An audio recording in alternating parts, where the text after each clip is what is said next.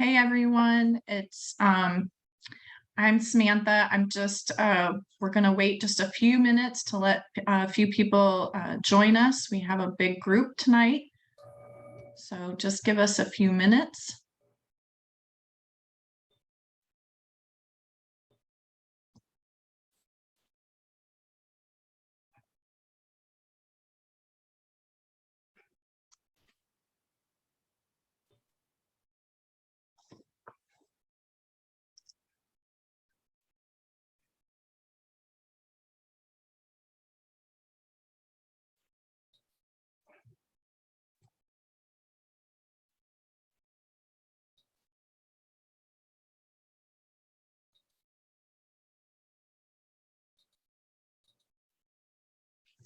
Hey, come see Teddy.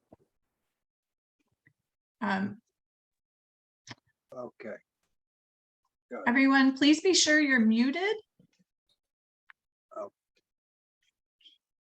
Thank you.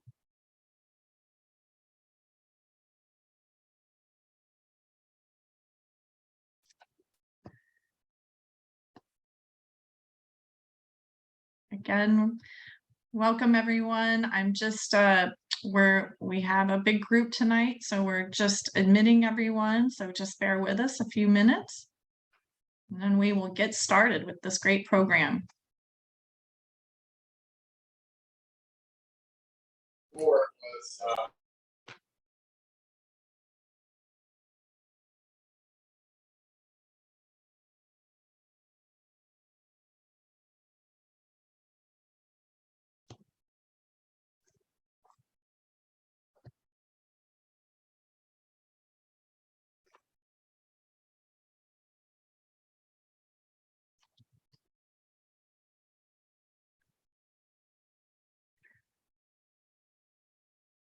I hope everybody enjoyed their Thanksgiving holiday and not everybody is not tired from being with family and shopping.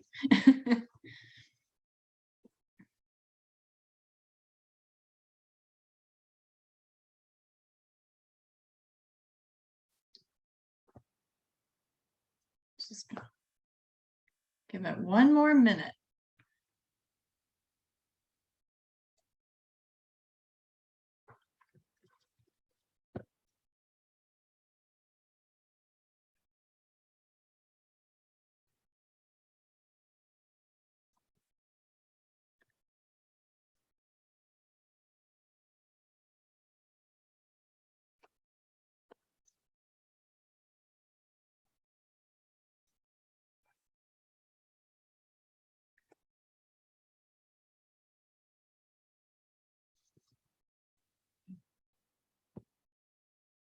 All right, I think we will get started. I want to welcome everyone tonight for attending on our Giving Tuesday program. We are so grateful for everybody who's tuning in, who's made a donation, and who's supporting our mission. The Saratoga Springs Preservation Foundation is celebrating its 45th year, and to preserve and enhance the architectural and cultural landscape heritage of Saratoga Springs. And we are really excited for Carol's presentation.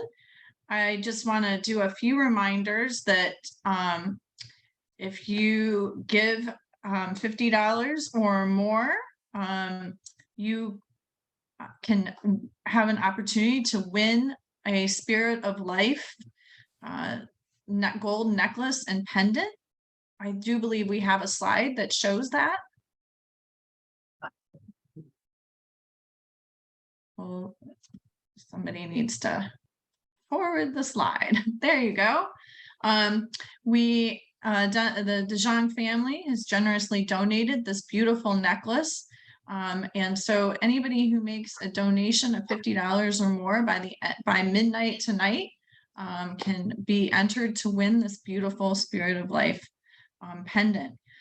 The other thing we are grateful for, if you're sick of turkey and leftovers, on Thursday at Brook Tavern, 25% of all food sales, whether takeout or eat in, will be donated back to the foundation, and Brook Tavern in that location is one of the restaurants that will be highlighted tonight, and we are grateful for their support on Thursday. So make your reservation or order your takeout, enjoy some food out rather than some turkey that we've all enjoyed over the last week.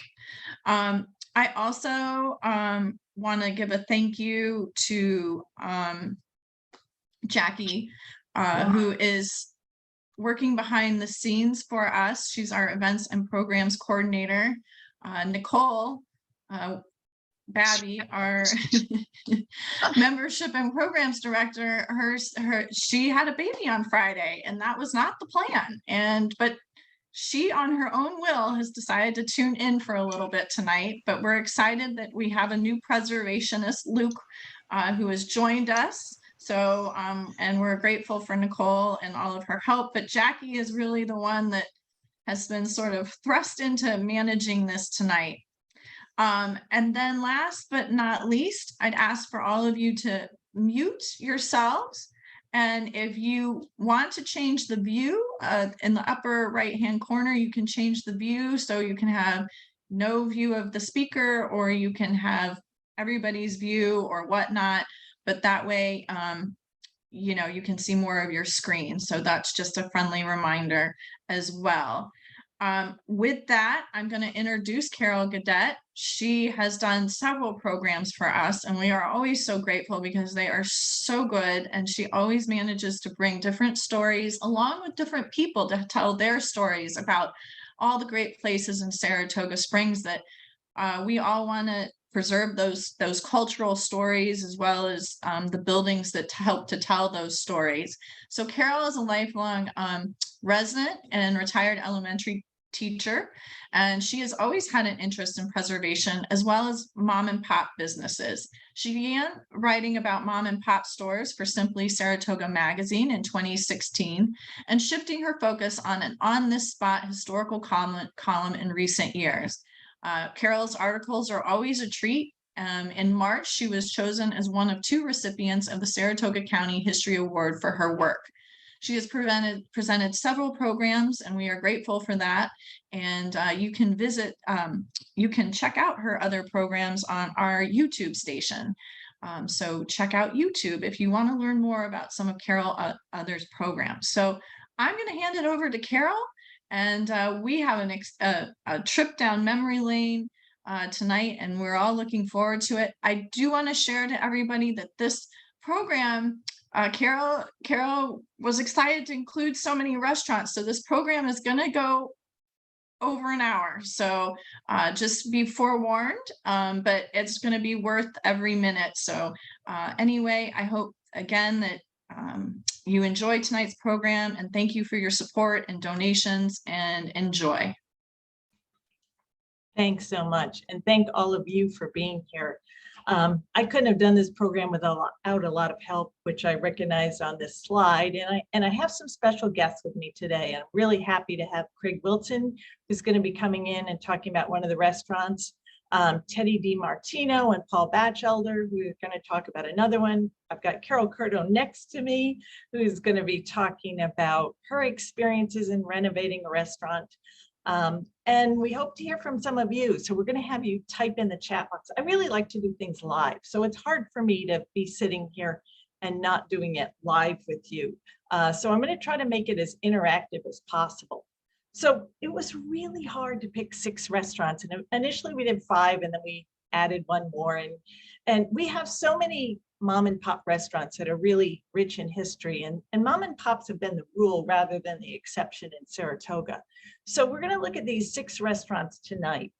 And the first thing I'm going to ask you to do, if you're familiar with the chat box, is to tell me, have you been to any of these? So type yes if you have, and no if you haven't.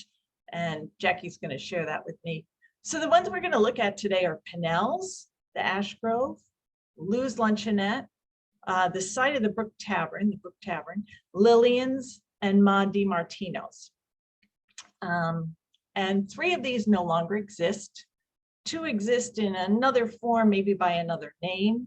And 1 is exactly more or less the same name, same location. So go ahead and type in, and I'm going to try to look at your chat. Okay, Benta Brook, yes, yes. Okay, so I guess a little bit of mixed. Remember, been to all 5. Oh, that's great, Faye. Brooke and Pennell's. So my goal for you today is, if you haven't been to any of these, to learn some about the rich history.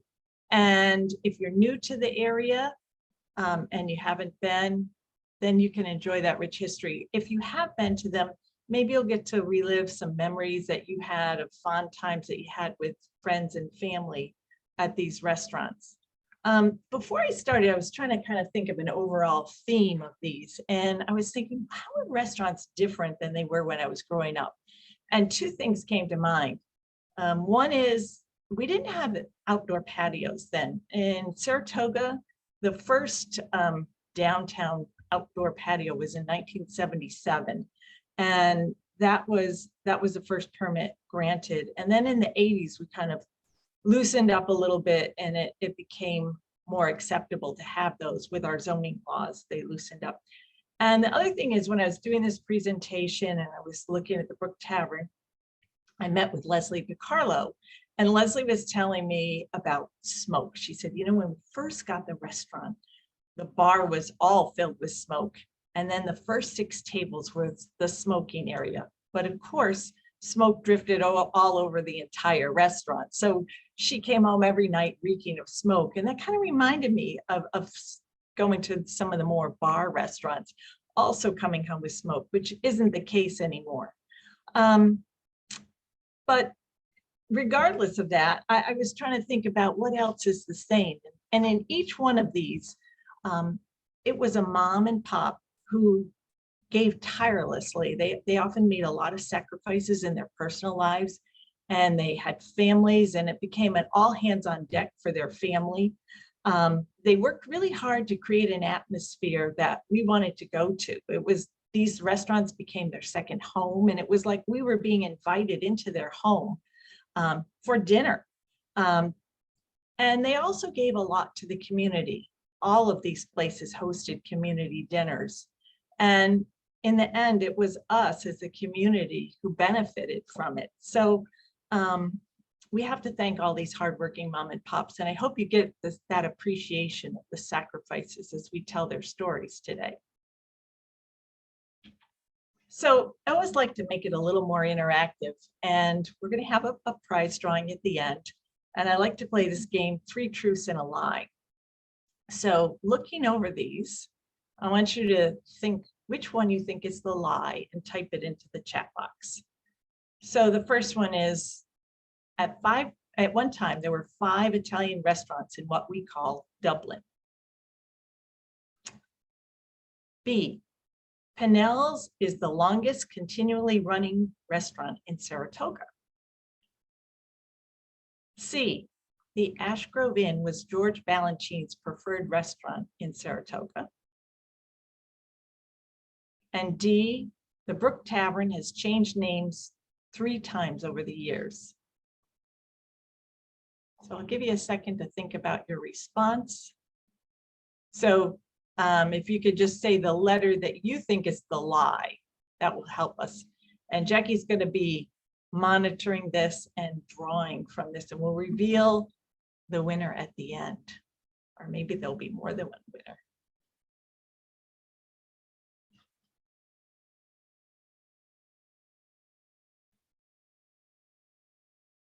Okay, lots of different guesses here. We've got some A's, some B's, some C's, and D's. So I guess that's a good quiz.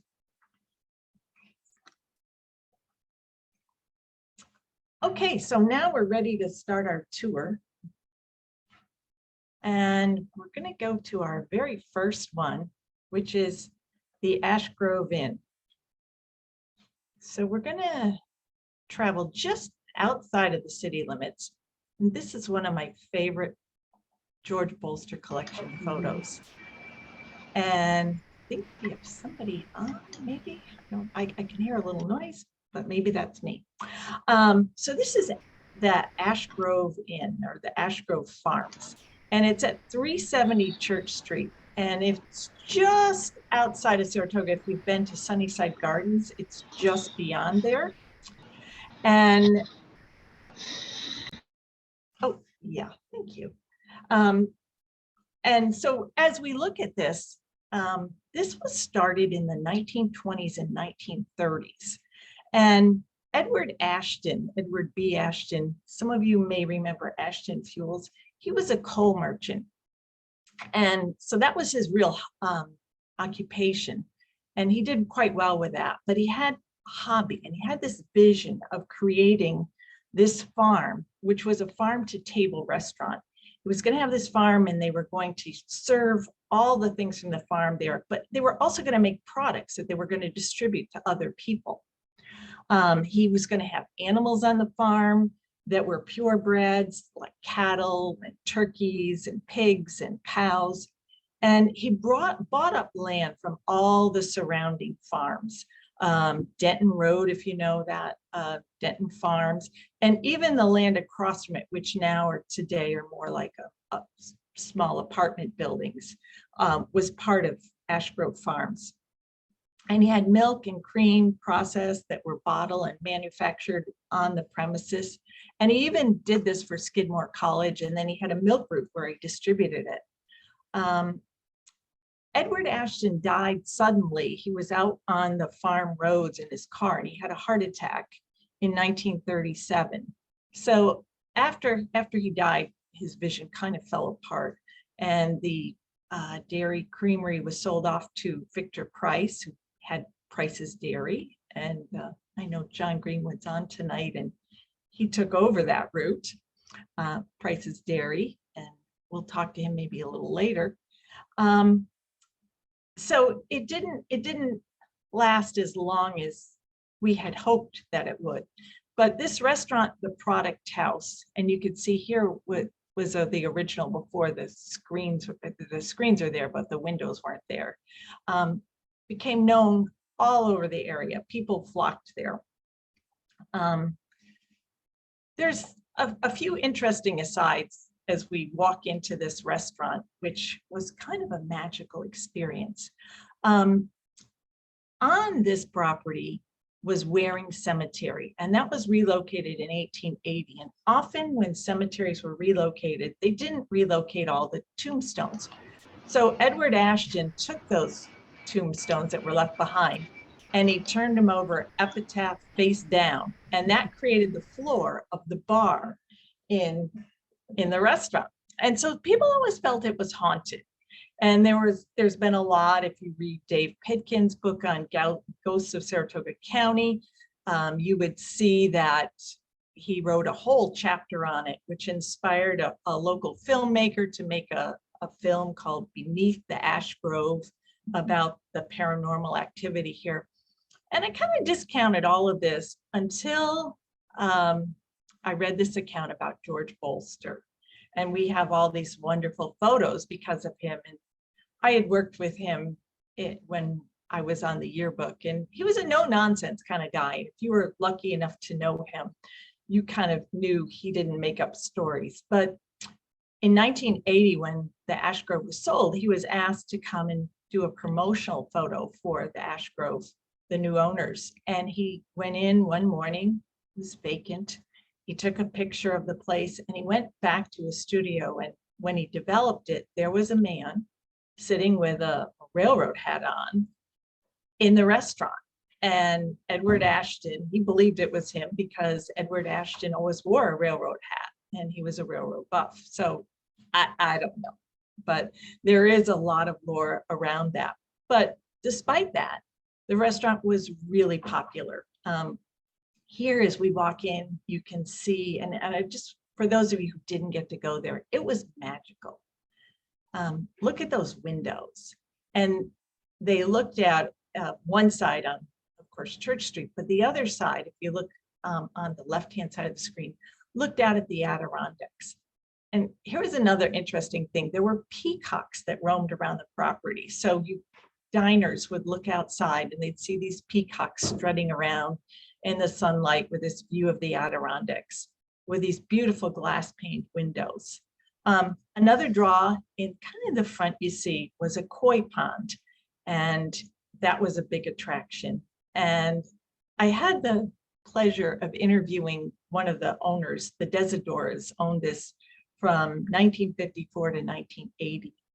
And their daughter Jean told me, she said, well, when my dad, I found out he was buying a restaurant, I thought he was crazy because it was so much work. But I had no idea how difficult it took 3 women 2 days to hand clean those windows. And cleaning the fish pond was not an easy task either. But despite these things, this restaurant was really a popular gathering spot. And like all mom and pop restaurants, they had all kinds of community events and they donated things. And here's one of my other favorite pictures from the Bolster collection. This is a lunch that the Holly Home kids were treated to. And for those of you who don't know the Holly Home, it was an orphanage / home for kids whose parents couldn't take care of them for a while on Ludlow Street in Saratoga. And it existed for many years. And so they treated the Holly Home kids to a luncheon at the Ash Grove. It was a favorite place for many people to have weddings. And this was from a calendar in the History Museum did a few years ago. It's in the Bolster collection, a 1948 HB Settle photo. And this was my dentist, Dr. Ruin. Maybe some of you had Dr. Ruin as a dentist. This was his wedding reception, but I think it captures kind of That doesn't. I don't think so. It's unmuted, honey. Yep. Could you please mute? Thank you. Oh, we're not getting any. Okay. Sorry about that. So it was also a favorite of many people who came to town, like George Balanchine in a book called Remembering Mr. B. The author said that this was his favorite spot to go. He felt it was private, it was special, it was unique. When Monty Woolley was in town, he always liked to go to the Ash Grove, or even Thornton Wilder would go here. Every group had, my Christmas parties at Greenfield Elementary were always here. Every group, you name it, from the firemen to the bowling leagues to the teachers union to the bar association, all had banquets here because it was just the quintessential place for it. In 1980, the Manginos bought it, and this is a menu courtesy of the Saratoga Room from 1984. So just take a second and look it over and kind of think, what would you have had there? Well, besides great prices, kind of think about it. And you can kind of see that they really kind of had it all. They had their own walk-in freezer where they aged the meat and hand cut it. And it was really something. Unfortunately, this is what it looks like today. And John Greenwood, who's on here, who delivered milk here for years and goes by it often, wrote this poem. He has a blog, Raining Iguanas. And this was something he posted one day, and it really touched my heart. And if you read it to yourself, I won't read it to you. This is kind of what I think when I drive by it today. And it's sad. I like to think that it's sitting there waiting for its glory to be returned to the elegance that it once was. So we're going to leave the Ash Grove. And this is going to be the tricky part because, Jackie, we're going to need to let our guests get ready to let our guests in. So we're going to go over to Dublin, which is also called Little Italy. And in Dublin, there were 5 Italian restaurants, all within a block of each other. There was De Rossi's, which is on the corner, which today it's a Barrel House. Across kitty corner was Fusco's. There was Cala Maria's. There was De Gregory's, and then there was more DeMartino's. And a lot of people don't know a lot about. It's a little bit of a lost story. And I say that because in the Saratoga room, they have files on all the other restaurants, but they don't have one on this. And there's been some books written about memories of the West Side, and there's not a page on Ma DeMartino's. But I was lucky enough to sit next to Paul Batchelder in the 6th grade, and he became my friend.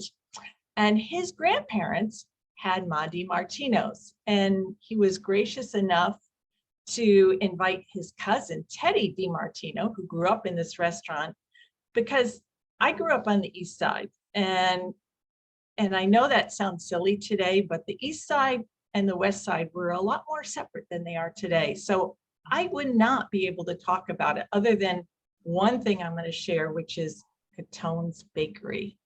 And when I wrote about, because Catone's was part of all of these restaurants, and when I wrote about this area, I said, if heaven has a smell, it's a smell of Catone's fresh bread. But at this time, I'm going to mute myself and turn it over to our guests and experts, Teddy and Paul. Hi, Carol. Hi, everyone. Thank you. First, I want to say thank you so much for bringing our restaurant back to life and for talking about it. And I also want to thank my cousin, Paul Batchelder, for his participation in making this happen. My brother and I, Michael DeMartino, are really honored to be asked to be a part of this, so thank you. My grandparents started a store back in circa 1921, and the store ran for a little shy of 20 years before it became a restaurant. My dad was only a year old at the store when they opened. And I guess around the end of the 30s, beginning of the 40s is when it evolved into a restaurant. And how that evolved was patrons would say to my grandmother, Ana Amoya, who always had a pot of sauce on the stove and who always had something cooking. And of course, she made her homemade sausage as well. Mom, make me something to eat. Make me something to eat. So she would serve her patrons out under the beautiful grapevines in our yard. And but that it was still a store then. And that's how really it then evolved into this wonderful restaurant. I think you showed some, did you show the farm pictures? So that's my grandfather, well, my mother, oh, I'm sorry, Paul. That's my grandmother. Well, this is my grandfather, DeMartino, Michelle, Michael DeMartino with the watering can. And then the next picture that you had shown was Grandma Amoya in the, I mean, it looks like a farm rather than a garden, but she grew the vaginibal, she grew the shkarol, she grew the tomatoes, everything she used in the restaurant was right from that garden. And everything, you talk about farm to table, it came right from our yard to the table, you know, to the patron's table. Probably a third of that, when after my dad died, or after my grandparents died, probably about a third of that garden still existed. And Mr. Della Valle, who lived over the fence from us, tended that garden up until my DeMartino's closed when my dad died in '67. But going back to when the store opened, or when the restaurant opened, my dad was in the service and he was wounded in Normandy and got the Purple Heart. When he came back and met my mother in 1945 in Jamaica, Queens, our families are intertwined. The DeMartinos, the Guesta Designas and the Debateros are all intertwined. And when he saw my mother, he asked my mother to go out first in September. They got engaged in October and they married in November. Until death do they part. And then 2 months later, unfortunately, we had this horrific fire at our restaurant. And my father threw my mother out a second-story window. And they were not expected to live. They were, they had the apartment on the second floor, and my grandparents lived downstairs in the back part of the restaurant. And when my grandparents came out, my grandfather had a heart attack when he saw my father, and the Perfettos lived next door. Some of your viewers might know Daisy Bagnoli, who was a Perfetto back then. And they immediately brought my grandfather into their house, and he had a heart attack and died, unfortunately. My grandmother survived. I mean, she was quite traumatized, but she survived.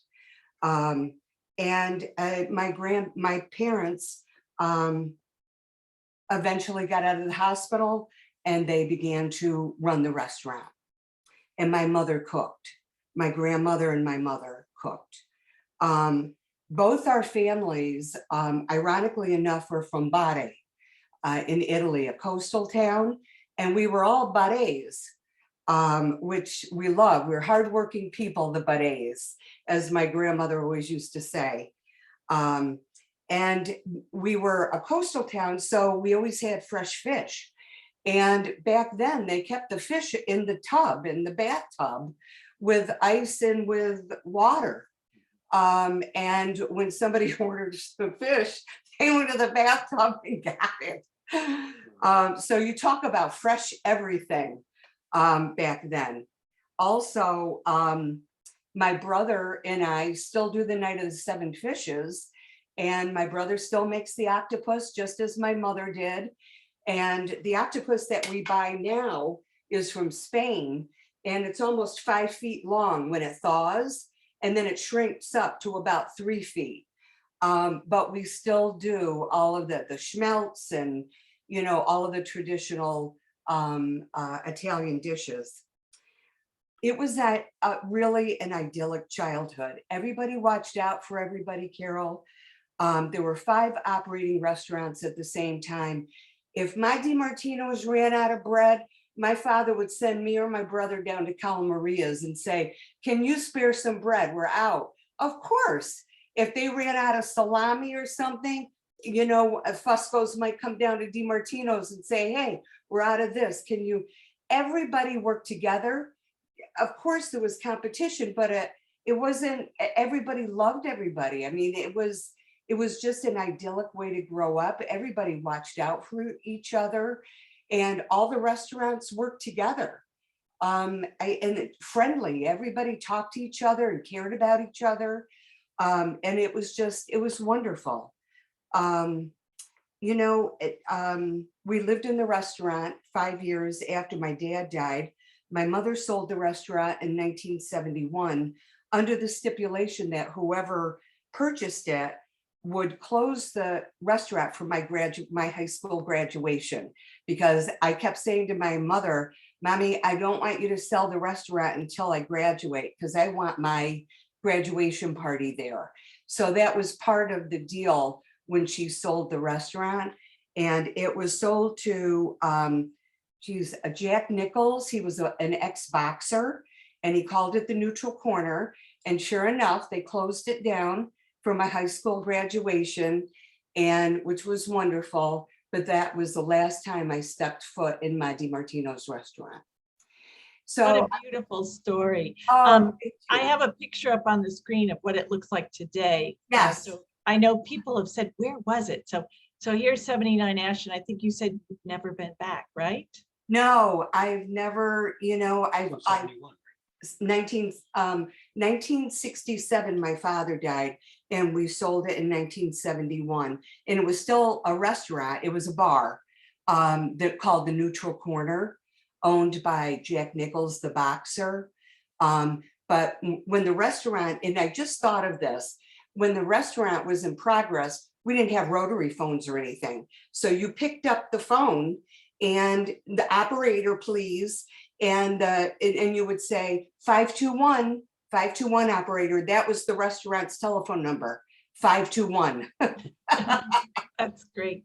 So Good. I know a lot of people that are on are going to have questions later. So if you Sure. have a question at the end, we're going to have them type it in the box, and afterwards we'll unmute you and hear more. But Absolutely.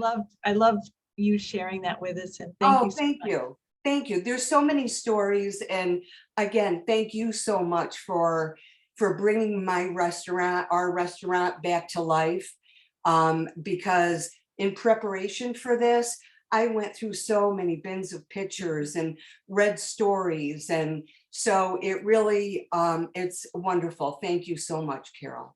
Thank you. Thank you, and thanks, Paul. We'll hear from you more later, I'm sure. with Okay. questions. Okay.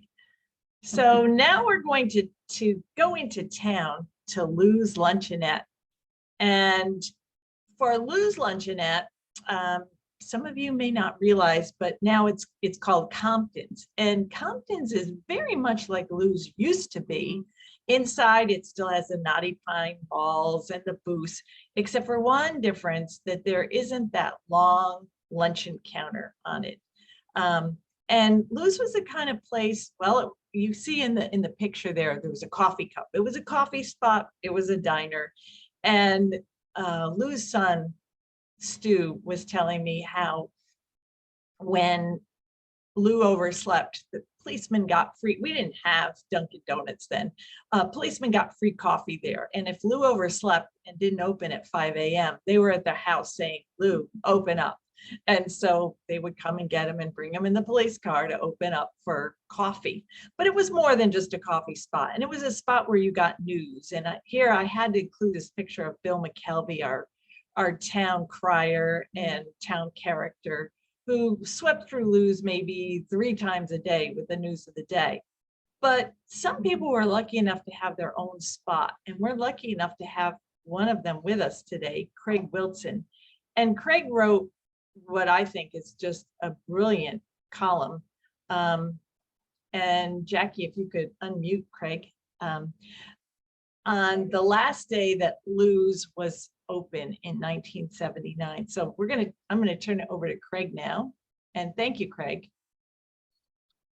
Thank you, Carol, for inviting me. This was kind of as you said earlier, a trip down memory lane. And you sent me this story, which I see was written on June 20th, ran June 20th, 1978. So obviously I was a child prodigy when I wrote this.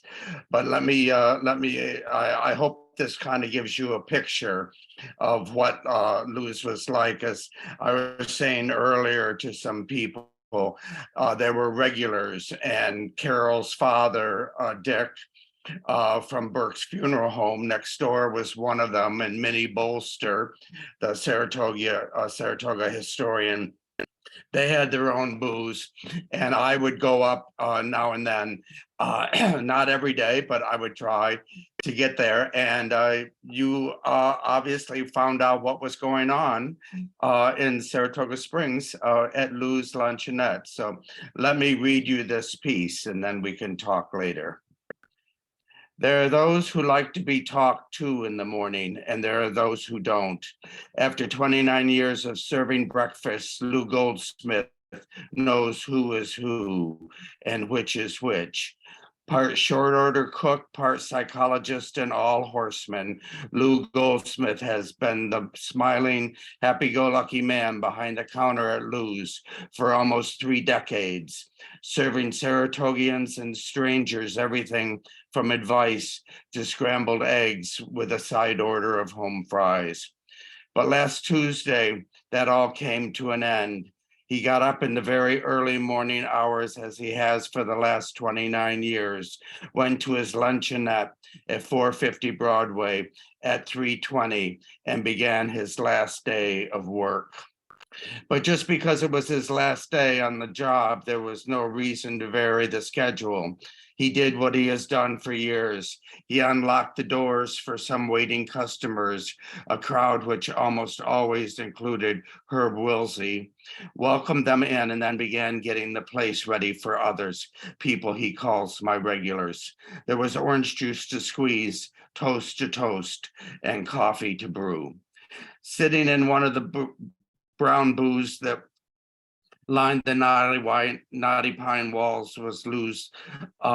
Later that afternoon, Goldsmith rested from the rigors of his last day, wiped his hands on his apron, and sighed. Nearly three decades have passed since that day in September of 1949, when Lou opened his doors to the public for the first time. Over the years, his eating establishment grew from the original counter and 6 booths to an expanded Lou's boasting 20 counters, or 20 booths, assorted tables, and assorted personalities, and cedar room in the back. Yellow plastic flowers line one wall. Prints and original watercolors of Saratoga track scenes line all other walls. Horses are his love, a love which at times has gotten him in a bit of trouble. The place could be the set for Happy Days if the show ever loses Arnold's Soda Shop. Goldsmith is a native Saratogian, born and raised on South Broadway in his parents' boarding house with 4 brothers and 3 sisters, where Jewish hospitality was the order of the day and night. He never forgot that. As he said on his last day, service is always my big thing. The nonsense comes later. And that service has been extended to just about everyone. There was a time some 23 years ago when Lou extended his hospitality 24 hours a day in August. The show never stopped. After the annual Jockey Club dinners, for instance, the entertainers, either from Hollywood or Broadway, New York's Broadway, that is, in those days, would come to Lou's to unwind. The entertainers were many, many sheets out, said Lou's wife, Rhea, referring to customers' varying states of intoxication. She used to work the night shift and saw her share of antics. They'd often put on a program until 5 or 6 or 7 in the morning. One night, an opera singer who had had more than his share of booze and applause landed in Lou's to sober up before heading home to a wife who wasn't about to give him a standing ovation. Oh my, when he got drunk, he sang beautifully right from the back booth. I think we saw them all from Sophie Tucker on down, she said. When Piping Rock and the other lake houses were rolling in dice and booze, Lou's was also the gamblers and band's place to crash. Lou reminisced that there was many a morning when the place turned into a stage for jam sessions. There were always plenty of sideshows. They had accordions and trumpets and sat back here in one of the booths and had a jam session. I can't remember now all the things that went on. People used to stand in line to eat and see the show. Things have calmed down a bit at Lou's in the past few years. He doesn't open now until 4:30. Box. The of characters. In July, there are the lean and long ballet dancers eating salads, their bags scattered about the brown tile floor. Eddie Villala used to frequent Lou's counter for the fresh squeezed orange juice. In August, there are the jockeys, Aracaro and Shoemaker, ballets and trainers sipping coffee before the afternoon races. And always there are local personalities, from Milba Calvi to Mayor Watkin to Police Chief Pemberton, who always eats in the back booth. By the time you get the muffins made and the hot cereal made, the different ones start coming in. We're going every minute after that, says Lou. In comes the bread man. In comes Jerome Pitney. In comes the Albany Times Union delivery man. You can go on down the line. Most of them have been coming here since I opened. One of the members of the early morning breakfast crowd in the front booth at Lou's even asked him if the sale contract, he could put in a provision that he could keep his usual breakfast booth. And who says Lou doesn't have some class? Over the years, the front table has housed Rockefellers, Vanderbilts, and as Lou calls them, the highfalutins. Walter Matthau has passed this way along with E. Barry Ryan, who has become a close friend of the Goldsmiths. Lou slept late, 9 a.m. this week, for the first time in many years, but he still came down to the luncheonette to check on the girls. Amy Van Wagner, who has been there 15 years or 18 years, and Pat Mangini, two people he calls champs. You couldn't ask for any better. They are also responsible for some of the nonsense Goldsmith referred to before.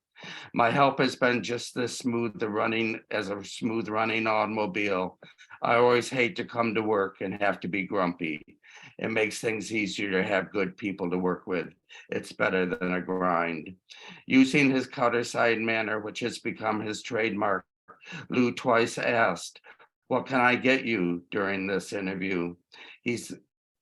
He's kind of like a Jewish mother when she says, when you say nothing, thank you. "Sure, there's nothing I can get you," he replies. He's philosophical about hanging up his apron and saying goodbye to all the counter pals. Things happen for the best. 29 years is a long stretch in this kind of business. I was a little bit on edge when I was thinking about selling the place, but once I made my mind up, everything was okay. Okay, that was until the regulars at Lou's chipped in to buy him a golf bag and a cart, and the policeman came in with a farewell cake, and the tears began to roll.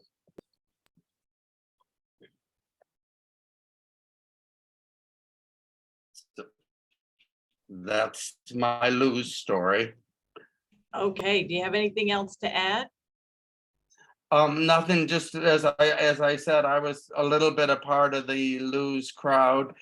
And Amy, the waitress who I just mentioned, she knew I was a young reporter at the Saratogian and not making much money. And now and then I would get my check, and I would notice that she had not included an item or two, perhaps the toast, perhaps the coffee, or whatever, which all these years later, I a kindness. So anyway, it was a very special place. It was. Thank you so much, Craig. Okay, and now we're going to move just down the street and Broadway to Lillian's. Now, Lillian's, some of you may remember, but was in two locations. And it originally started as Lillian's Steakhouse. And it's kind of an interesting story. So this is a picture. Before it was Lillian's Steakhouse, it was called Squires East. Right now, you may know it as the Merc. And it was at 430 Broadway. But Ray Morris was living in Albany, and his roommate one summer, he was interning at the Barnsider. His roommate was Mark Strauss. Many of you know Mark. He started Maboo and has been instrumental in the revitalization of downtown. And Mark told him, "Listen, I know the people at Squires East are going to be leaving. This place is going to become available." And that kind of started things in motion for Ray. So fresh with experience from working at the Barnsider Management Program, Ray came to Saratoga ready to change the world. And you got to kind of think this is 1974. And at that time, Saratoga was downtown, was in a little bit of a slump. We didn't have a lot of unique restaurants. We had Lou's, but Broadway was dying. But Ray came ready to change the world. And I think he kind of did, at least for some of us. And I know Craig will unmute him a little later. He had a lot of memories of that. So originally he had this version of a steakhouse. It was 1974, the drinking age was 18. It was the time of the 3 martini lunch. And people flocked there. It was a sensory experience. There were peanut shells all over the floor, pretty deep, and Skidmore students flocked there. He had brought with him from Albany, from the L'Auberge French restaurant, French onion soup that was mouth-watering. It was a visual feast. All the waiters, you could practically smell their leather aprons that they had. And he also had the menus on slate. So that was also a sensory experience. They were very heavy. He had gone to Granville to get these menus, and this is courtesy of the Saratoga room. So you could see also the prices, but you get a sense of what was served there. People lined up 3 deep at the bar, and they didn't care about waiting because it was a place to see and be seen. It was really popular, and so popular that although he was there for 10 years, he decided to go down the street to expand, and so he could own his own place. And so at that time, and this is the Lillian some of you may remember, at that time, this building had been a department store. It had been Starbucks department store. The mall had come, and the department store wasn't what it once was, and David Carr was ready to sell. So Ray approached him and bought this restaurant and had it totally redone inside. And Jackie, one of our members, reached out to us yesterday as I was just putting the finishing touches on my presentation. And he said, you know that tin ceiling in Lillian's? Well, I helped put it in with my dad, who was the contractor on this. And we even had a time capsule. So Jackie, if we could unmute, because I don't know where Jonathan Bean is. Okay, well, if we wanted to get Jonathan Bean, maybe he could type something in the chat box. He sent a wonderful email to me, and we chatted about how he and his dad, Tom Fitzpatrick, who built all of the Lufberry houses, was contracted to do this work. And so Tom put in this tin ceiling and did all of the renovations. And the theme was after Lillian Russell, who was a Saratoga legend. And that was this Victorian theme. And then upstairs, and I love when Jonathan was telling me this. Oh, Jonathan, are you there? Are you unmuted? We think. Okay. Upstairs, when it was Starbucks department store, is where they sold the Girl Scout and Boy Scout uniforms. So as Jonathan said, where I used to buy my Girl Scout or my Boy Scout uniform, I bought my Girl Scout uniform. He said they made that into a banquet area. So many of you may remember going to weddings or other community banquets in the upstairs. And it was also really a popular place. Jonathan, we're going to have to try to catch up with you later. Can you hear me? Oh, yes, we can. Okay, so tell us Okay. about renovating. Well, we started in very early 1984, I do believe. We went in there and laid with the blueprints, me and Tom. I was 19 years old. Laid it out. It was quite the project. That was our first restaurant, as we were custom home builders.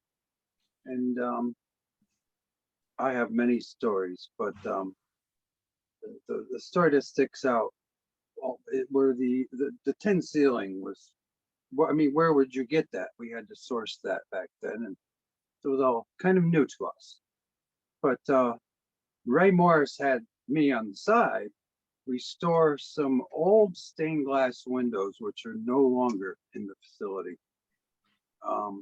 I believe they came out of to my recollection, a Baptist church out of Saratoga from the mid-1800s.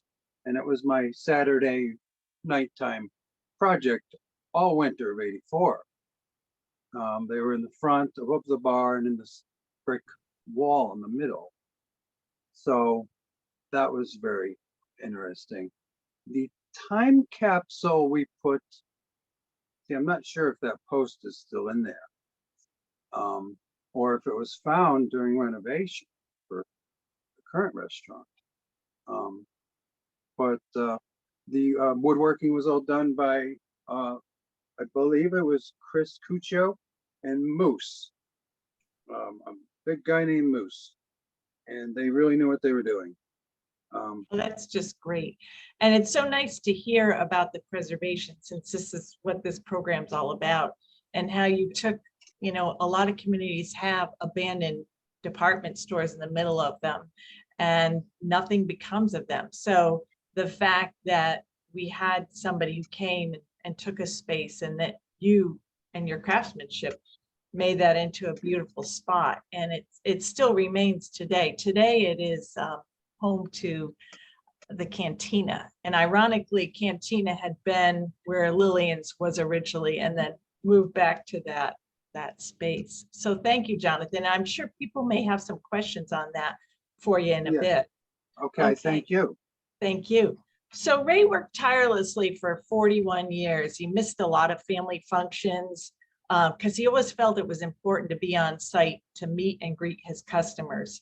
Now he's retired, but we're thankful that he maintained a building for us. And now we're going to move over to Union Avenue. And I love this picture. The first thing that struck me are this beautiful elms. This is again from the Bolster collection. If you look in the left-hand corner, you can see what now we call the Brook Tavern, but has been many other things. And the location close to the track certainly has played a big role in the development of this restaurant. So remember that question. Today we call it the Brook Tavern. But here's all the things. It started as a private home. Then it became a hotel. It was two different hotels that had a restaurant that operated on it. And then it was several different things. I know when I was young, I knew it as the Lantern Lodge. The Lantern Lodge was in rough shape, and a couple that you may have heard of, Carol and Pete Curto, came along, and they had this idea that they were going to renovate it. And we have Carol right next to me, and I'm going to turn it over to Carol, and she's going to tell us a little bit about what it was like to take this restaurant. So good evening, everyone. I just have enjoyed the stories tremendously. The memories are just phenomenal. And I'm going to be brief and just talk a little bit about the renovation and the historic preservation nature of what we went through and what many other people in Saratoga have gone through to make this the community that it is today. So I'm going to read my story. I hope you don't mind. I'm a former reading teacher and I love to read. So it's brief, and then I can answer any questions anyone might have afterwards. But I love the two pictures that Carol has up now, because you can visualize as I talk about what we went through.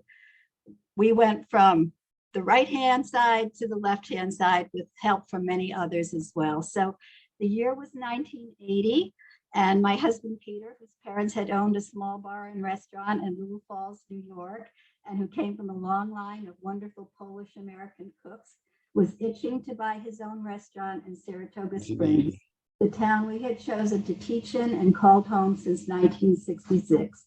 Through a good friend that Peter had tended bar with at the Trade Winds, which many of you probably remember, and is now Kansas. Carol? Yes? Carol, sorry to interrupt, but can you speak closer into the computer? You're hard to hear. Oh, into the computer, is that better? Yes, You thank will you. see me, but you'll hear me. Okay. So I was talking about Kansas on South Broadway, that my husband had tended bar with a gentleman there, and we heard that Charlie Northrup, who owned and managed the Lantern Lodge on the corner of Nelson and Union Ave, was ready to retire and sell his restaurant. As soon as we heard that news in December of 1980, we hightailed it over to Charlie's place for a tour. At first glance, the place was in sore need of restoration, as you can see. It was, in fact, there was nothing in the place that seemed redeemable except for a few original antiques from the Victorian days and a bar that seemed to have promise if it were completely renovated. At the initial meeting, Charlie only took us to the first floor of the restaurant and the cellar, which was not only filled with mold, but had several cases of leftover canned food and leftover disco balls from the 70s. The dining area and the kitchen needed total restoration, and unfortunately for us at the time, Charlie wouldn't show us the upstairs apartments since he did not want the tenants to know he was selling, supposedly. And he also said it would be an imposition on them. So since we both loved the location and always enjoyed a challenge, we made an offer a few days later, which Charlie immediately accepted. Little did we know what we were in for.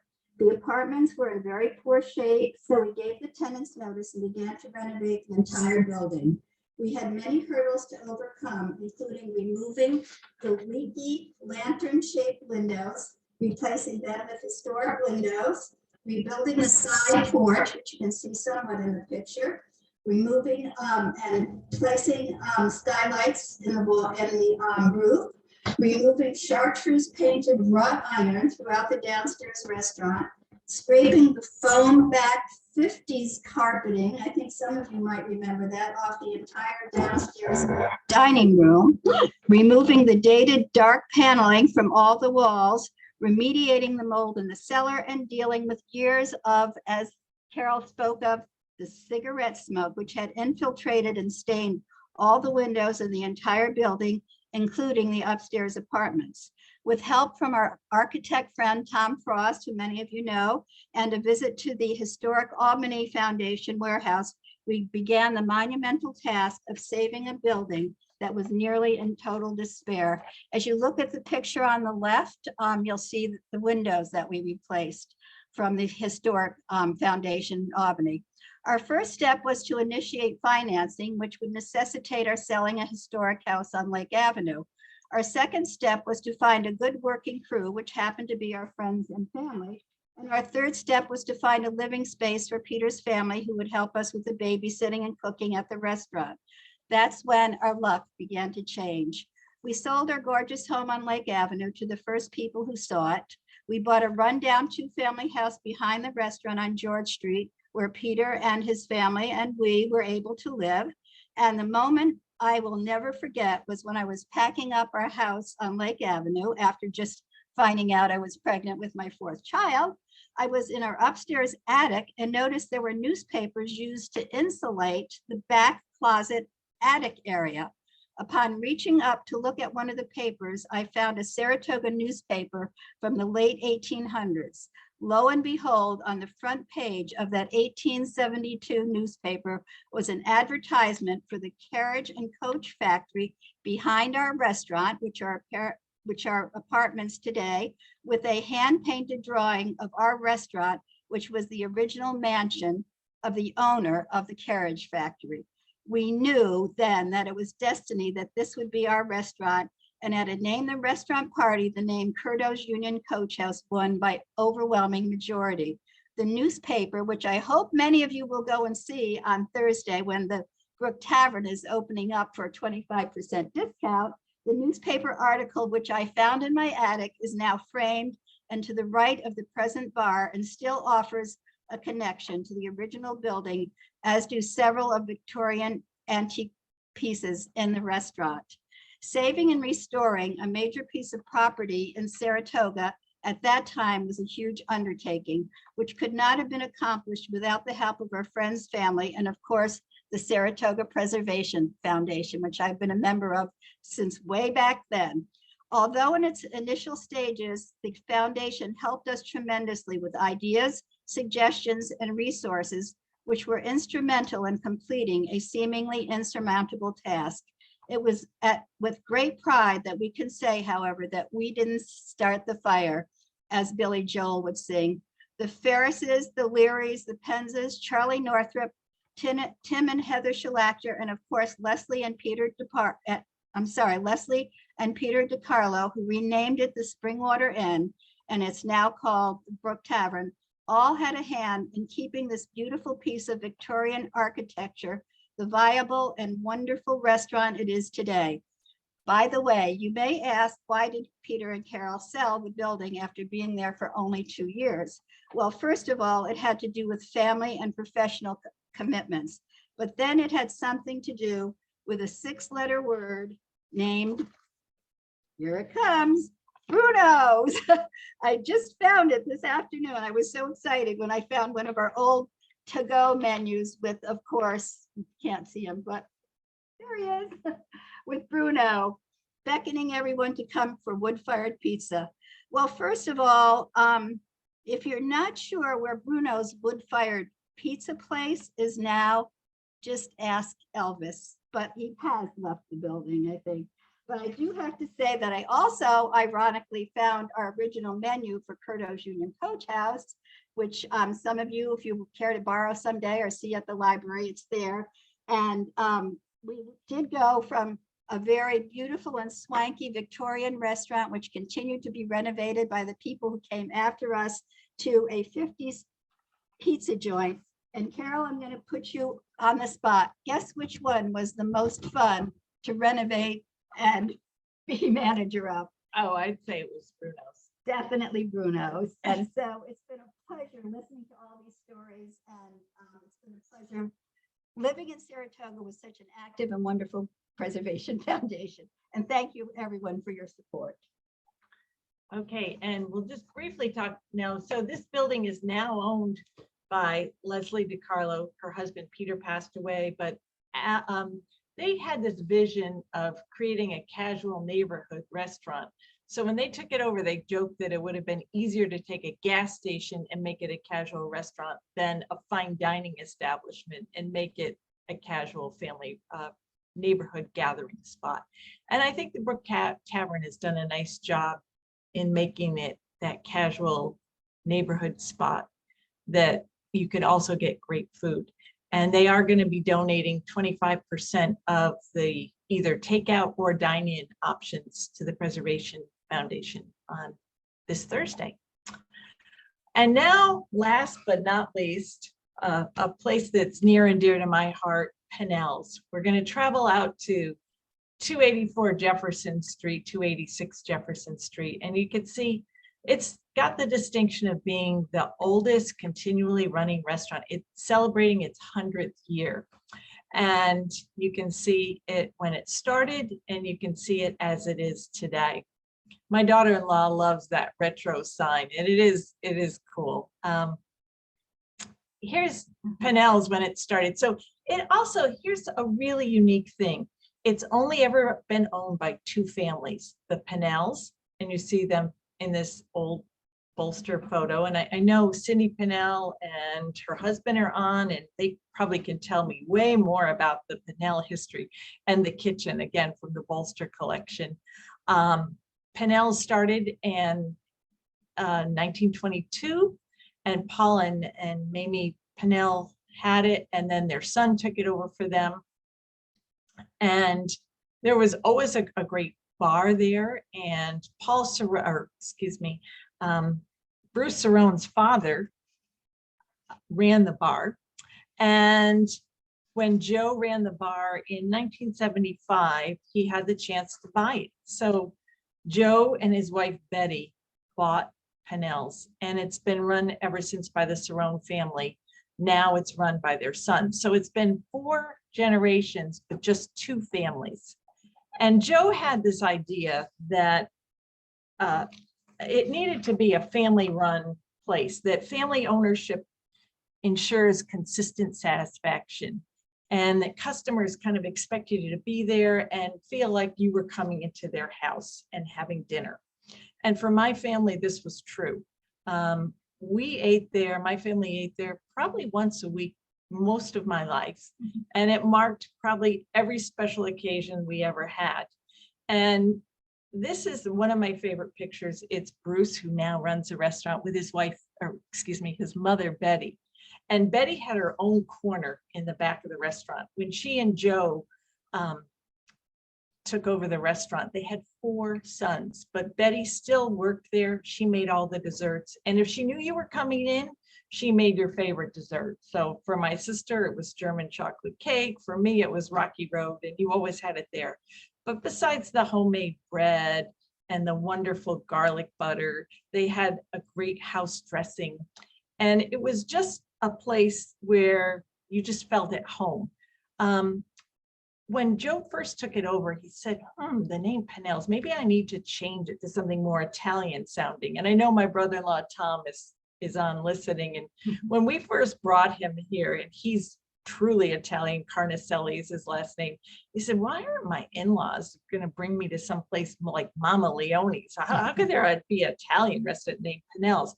And Joe had considered changing the name to Mama Colombo's after his mother, who grew up just outside of Naples, Italy. His mom had taught him how to make sauce and how to make greens. And one of the things about Pennell's, and we talked about this earlier, I loved how Teddy talked about this, that Pennell's has its own garden in the back, and in season they use those ingredients. But Betty and Joe were the quintessential mom and pop operators. They worked 15-hour days, and they ran it all together. Betty had this infectious smile and a great sense of humor and kind of just the right amount of sass to make you feel like you were at her house. In 1987, Paul and Bruce approached their parents and said, you know what, we'd like to buy the family restaurant. And initially they said, no, we'll help you buy a restaurant on Broadway, but we really think this location is a deterrent. But despite their objections, Bruce and Paul still took it over. And they took it over in 1987, and they made some modifications. They took off things, they more modernized the menu, and they took off things like the celery and olives on ice. And they then got into some fun marketing ploys. And this was a time that I loved going there. And they had been on a backpack trip in 1991, and they were introduced to this new craze, karaoke. So they brought it to the restaurant, and on Saturday nights they had karaoke, and it would bring like 300 people in, and that was kind of new to the area. My favorite was they brought in sumo wrestling, and they had these big inflatable suits, and this is a memory my brother-in-law Tom also talks about with me. We faced off each other in a sumo wrestling match. But my mother's favorite was a gimmick they had. So just on Saturday nights, and it was to draw in the early dining crowd, and it was a pay when you go, and it ran from 4:30 to 6:30 on Saturday nights. So my mom and her friend Stell Boyce went every Saturday night right at 4:30, because that's what they would pay for their favorite dinner. So lasagna for $4.30. And they would be upset if they got there at 4:40 and had to pay, and never would go at 6:30 to pay, God forbid, $6.30 for a meal. Bruce ended up buying out his brother Paul. Oops, sorry, went to the wrong slide. But he was never willing to lessen the quality of the food. And many locals claim that Coach Waldron's steak, which you see in the upper left hand or right hand corner, is the best steak in town. Bruce has his own Montreal seasoning. It's a prime cut beef, and they sell a lot of this, especially during the racing season. For my family, we judge lasagna by Pennell's, and it's the size of a brick. And my sister Jan always says, yeah, but you had lasagna, but was it Pennell's good? The shrimp genoise is also a real popular one. So their menu has not changed. You got to go hungry. During the height of the pandemic, and Bruce and I recently talked, and no one was prepared for the challenges of the pandemic. And in June 2020, Tis the Law, local horse favorite, was running in the Belmont. And Bruce happened to be, I don't know how much owner, a little bit of an owner of this horse, but of course, Jack Knowlton owned the horse, and he couldn't attend the Belmont due to COVID restrictions. So they constructed a tent, and Bruce brought out lasagna and meatballs and chicken parm, and they watched it on closed circuit TV, and Tis the Law won. And the tent stayed up for the whole summer. And it was great because people who at that time, you couldn't dine out unless you were socially distant. So people could feel comfortable dining out, be socially distanced, and be outside. There were some times recently, even he said that, and he, again, I didn't mention this with Leslie DiCarlo. She said, the best thing of it was the staff, and they became our friends. And Paul talks about that too. He's had a very loyal staff, but COVID started going through the restaurant, and there was a couple of weeks where he wasn't sure it went through the staff if he was going to be able to stay open. So that has certainly been a challenge, but we're glad that he was, and he's still, that they're still with us. And I think part of the loyal following he has, and there's a lot of people who have regular tables there every Saturday night, is that they, like many other restaurants, give so much to the community. Hospice is near and dear to his heart because his dad died of cancer. Recently, they did a dinner for the senior center. So they're just one example of the many dedicated restaurant owners we have in our community, and we're really thankful for that. So as we wrap up our program, it's time to share our answer to 3 truths and a lie, and that would be D. So Jackie, do you have our winners? Okay, she's gonna get that in a minute. So I'm gonna, while we're getting our winner, I'm gonna turn this back over to Samantha, and Samantha's gonna talk a little bit about the Dine for a Cause and a little wrap up, and then we'll do some Q&A if you're able to stay on. Thank you, Carol. What a great presentation. We're so, we appreciate you taking the time to share. 1 second, please.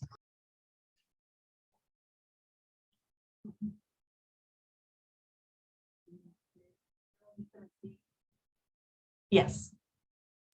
Sorry about that. Bit of a loud distraction in the background. So very quickly, I want to thank Craig. I want to thank everybody who shared their memories of all these great places that people think fondly of our community.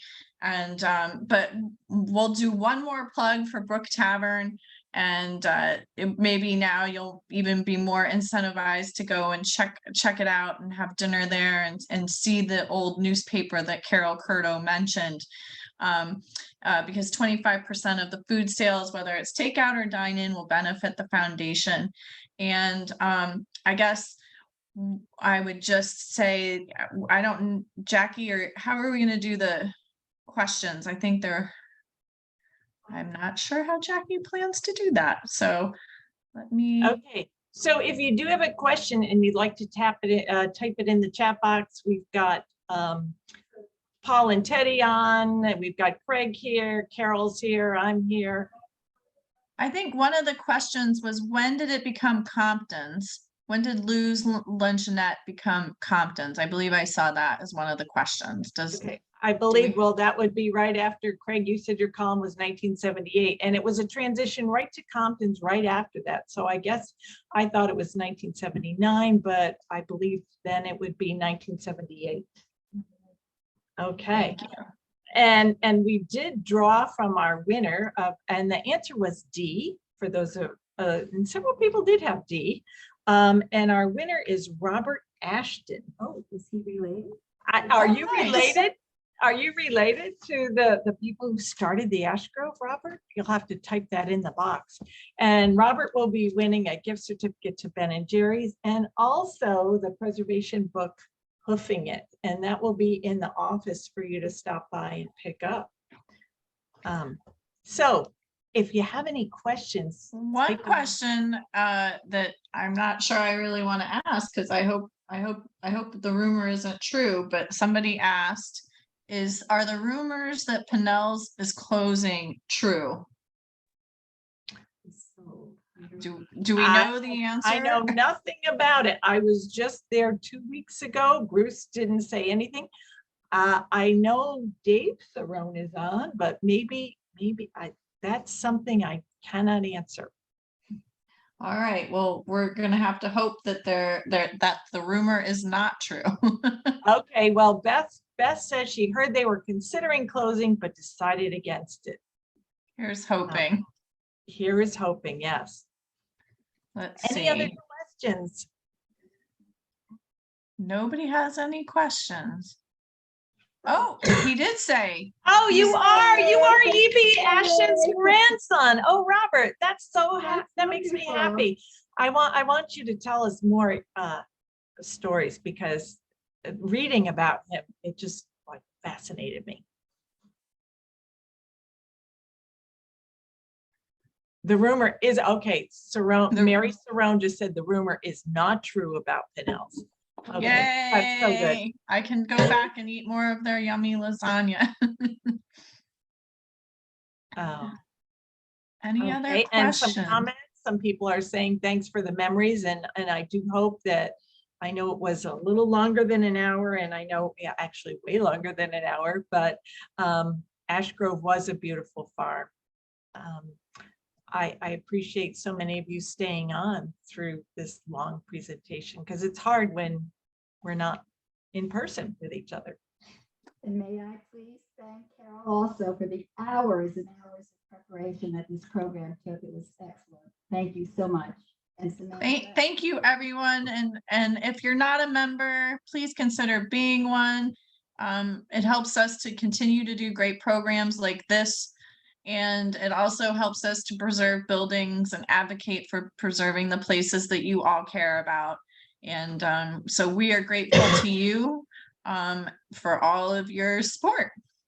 So, and we will take a sign off, but thank you, Carol, for your time as well as everybody Annie, else. Yeah, Thank do I you. know when the wishing well opened? And I started doing some things because I had some friends who recently got married there, and I got some pictures of the wishing well. And that has been open for quite a long time. It started as a farm.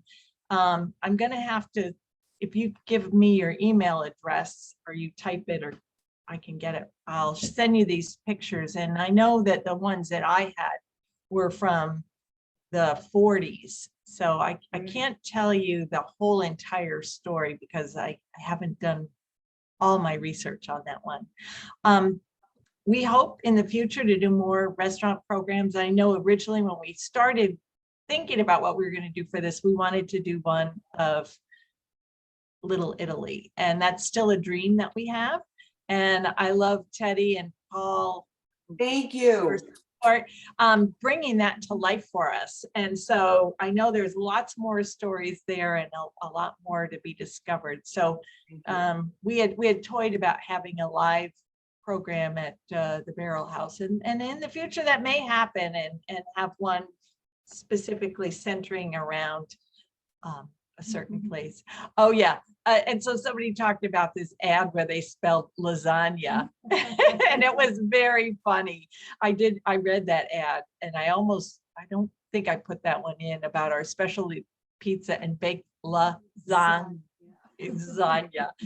And instead I chose one that showed the Happy Peppies, because it was one of the places that Skidmore really flocked to. Yes. Because it felt like they were really going to Italy, didn't they? And also, Carol, you know, they kept the town after the track season. Skidmore kept the town afloat.